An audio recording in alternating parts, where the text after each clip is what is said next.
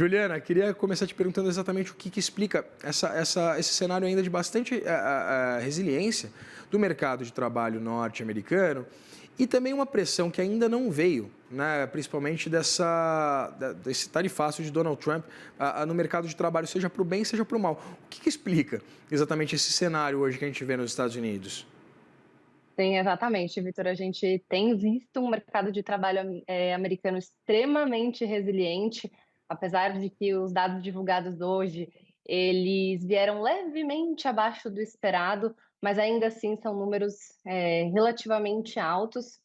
Quando a gente olha o nível de desemprego nos Estados Unidos, né, ali em 4,1%, por exemplo, a gente pode chamar até quase de nível de pleno emprego. Então, o mercado ainda se mostra bastante resiliente, mas ao mesmo tempo, nessas mudanças mensais que a gente tem visto reduzindo, então saiu aí de 7,8 para 7,4, também corroboram com um leve desaquecimento desse mercado de trabalho, apesar de ainda estar muito resiliente, aos poucos ele vem cedendo.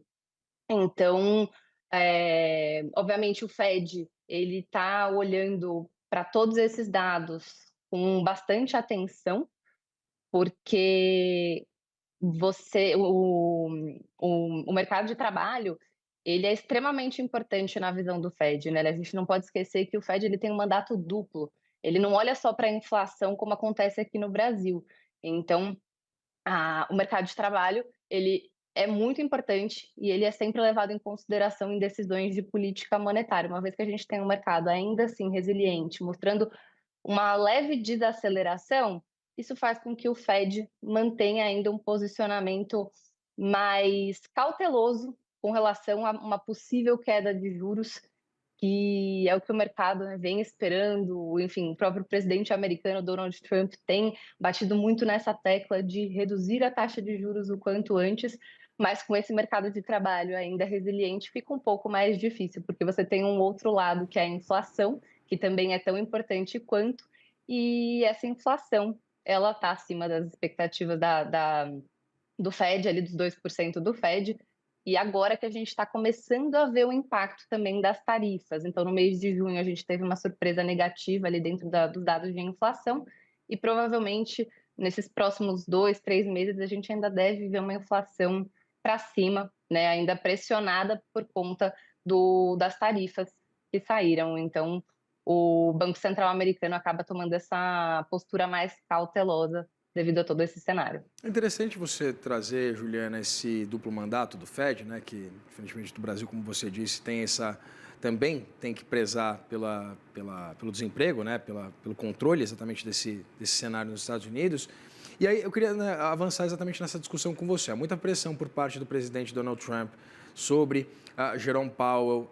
Houve uma interpretação do mercado no primeiro momento de uma certa cautela, depois parece que o mercado passou a ignorar essas pressões. Eu queria entender exatamente em meio a esse cenário, né? Você disse de inflação mais elevada e evidentemente também um mercado de trabalho ainda bastante aquecido, que a gente pode esperar não só da decisão do Fed, porque a gente sabe, né, a manutenção ela está praticamente precificada naquele intervalo de 4,25% e 4,5%, mas principalmente para o futuro e para a tão esperada reunião de setembro. A gente já pode começar a mensurar que a partir dali pode haver algum tipo de revisão nessa tendência de política monetária nos Estados Unidos?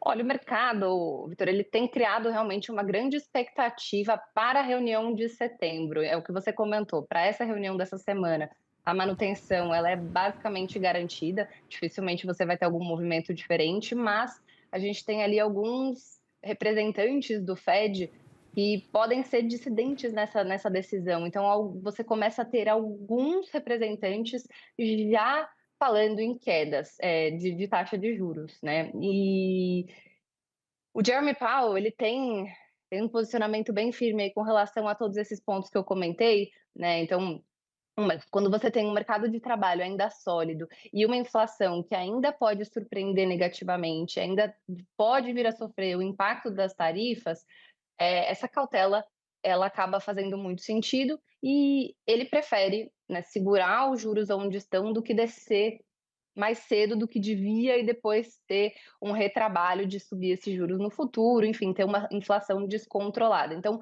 O que o mercado vai ficar de olho dentro dessa decisão que acontece essa semana, inclusive, é o comunicado que vem na sequência, é um pouco do posicionamento do Fed, do Jeremy Powell, com relação a próximos passos. No meu entendimento, ele vai manter esse posicionamento de ser dependente de dados. Então, a gente vai acompanhar nas próximas semanas, nos próximos, né, meses, aí até a reunião de setembro, o que vai acontecer com o mercado de trabalho, com a inflação, e em cima disso é que a decisão vai ser tomada. Então fica muito difícil entender se vamos ter o início da queda de juros em setembro, dado que vai depender muito desses dados. Agora, na sexta-feira, a gente tem também a divulgação do payroll, que é outro dado muito importante do mercado de trabalho americano, e tudo isso começa a dar mais indícios do que esperar daqui para frente. Mas, por enquanto, não tem como cravar ou precisar o que vai acontecer, porque, de novo, a cautela, acho que é o tom aí do presidente do Fed, e tudo vai depender de como os dados vão continuar se mostrando ao longo das próximas semanas. Juliana, tem como a gente avançar na discussão mais qualitativa desses números, né? Porque a gente acompanhou essa praticamente uma estabilidade ali, tanto do ponto de vista de criação quanto de fechamento de vagas. Queria entender se tem algum tipo de setor específico de a frente de atividade econômica que vem sendo mais ou menos beneficiada nesse momento, ou mais impactada, exatamente pelas tarifas de Donald Trump, se a gente já consegue mensurar isso na economia norte-americana.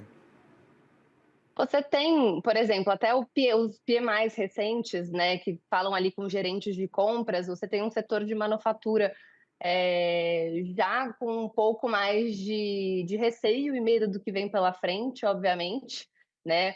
É um setor que acaba sendo um pouco mais prejudicado com relação às tarifas.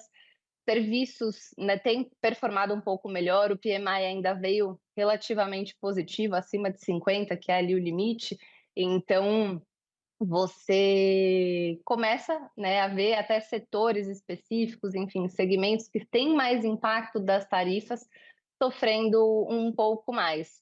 E a gente vai sentindo isso ao longo das próximas semanas, né, com mais divulgação de dados, mas naturalmente o setor de manufatura tem sofrido, né, e esses impactos das tarifas acabam pesando bastante na manufatura americana. Juliana, pensando exatamente nesses impactos das tarifas de Donald Trump, a gente acompanhou essa série de adiamentos, né, do início das tarifas, uma série de acordos, taxas que anteriormente eram muito elevadas, um comércio completamente censurado com a China, uma série de leituras muito negativas acerca do nível de atividade global. Queria entender exatamente com essa perspectiva de um andamento de um acordo com a China, entre Estados Unidos e China. Com esse acordo entre os Estados Unidos e a União Europeia, mesmo que alguns europeus tenham torcido o nariz e possam não chancelar esse acordo. Queria entender, do ponto de vista do nível de atividade econômica e também do comportamento de preços, do ponto de vista doméstico lá nos Estados Unidos, né? Como é que a gente deve acompanhar exatamente esses dois índices, principalmente? Olha, os acordos, eles acabam sendo muito positivos, é um pouco do que o Donald Trump buscava, o que ele espera realmente reforçar, trazer de volta o setor industrial para dentro dos Estados Unidos, né, então o que a gente viu aí nas últimas décadas, foi realmente os Estados Unidos perdendo todo esse potencial interno, uma vez que isso estava indo para fora, enfim, os Estados Unidos, a gente sabe que eles importam mais do que exportam, né? Então, esse é um movimento que pô, corrobora com o discurso do Donald Trump em termos de campanha, né? Ele traz alívio para os mercados de alguma forma, porque eu acho que o ponto principal, Vitor, que a gente nunca pode esquecer, é que o que mais atrapalha empresas e consumidores e as pessoas no geral, a economia como um todo, é o nível de incerteza. Uma vez que a gente tem um nível de incerteza muito alto, as empresas param de investir, as pessoas param de consumir, e todo mundo acaba segurando, né, tanto investimentos quanto consumo, por medo do que vai ser amanhã. Então, o nível de imprevisibilidade que a gente tinha lá em abril, enfim, né, ao longo do início do tarifaço, era muito elevado, e isso sim prejudica muito a economia como um todo. Independente de taxas, acho que qual é a taxa, né, os acordos em si eles são muito relevantes para trazer mais previsibilidade. Quando a gente tem essa previsibilidade, é muito mais fácil tomar decisões de investimento, de consumo, de compras, e isso, né, reduz. Acho que até por isso que o mercado deu uma acalmada. Enfim, a gente olha para as bolsas americanas batendo de novo as máximas históricas, apesar de terem caído bastante lá no início de abril, porque quando a gente diminui esse nível de incerteza, isso traz mais previsibilidade, tranquilidade, e as pessoas e as empresas conseguem se programar melhor. Eu acho que isso é algo muito importante. Queria voltar a falar um pouquinho de política monetária, Juliana, porque a gente tem essa expectativa, né, em torno da reunião do Fed entre hoje e amanhã, esse anúncio acerca da decisão envolvendo as taxas de juros nos Estados Unidos. O que a gente pode esperar exatamente dessa ata, né? O que a gente pode esperar do comunicado do FONC acerca desse cenário que a gente tem visto nos Estados Unidos, tanto com esses dados do CPI, bastante resilientes, quanto o mercado de trabalho. Mas pensando do ponto de vista macro, o que deve estar sinalizado, fora, evidentemente, essa questão das tarifas, se elas vão ter algum tipo de impacto em setembro ou não, mas que tipo de direção, de guidance deve dar o Banco Central?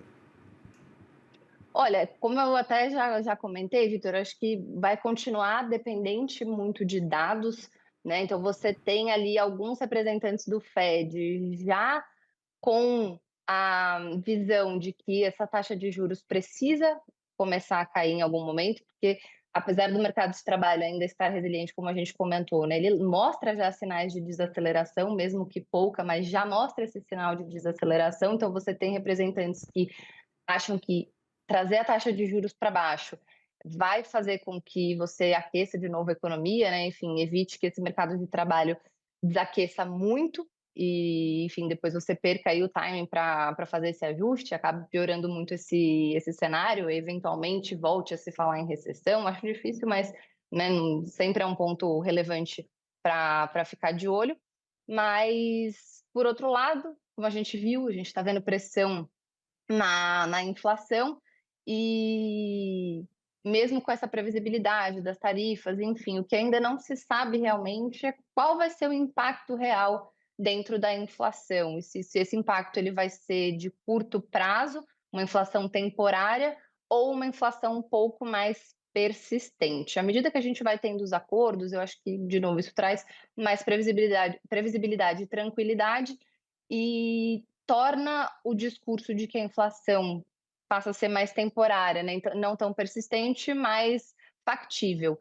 Então, obviamente, acho que esse vai ser o cenário do Fed, né, então mercado ainda sólido, mas em leve desaquecimento, ao mesmo tempo inflação um pouco mais pressionada, e mantendo o olhar nos próximos dados que vão ser divulgados, para daí sim tomar uma decisão. Acho que o mercado, em cima de tudo isso, ainda deve precificar uma queda de juros ali começando em setembro. Então, me parece fazer sentido um pouco desse cenário. Conversei aqui com Juliana Benvenuto. Oh, meu Deus do céu, hoje eu tô complicado. Que é sócia e coordenadora de conteúdo da Avenue, a quem eu agradeço pela disponibilidade. Peço milhões de desculpas aqui pela língua presa. Imagina, foi um prazer enorme, Vitor. Até a próxima. Prazer é nosso, Juliana. Até mais.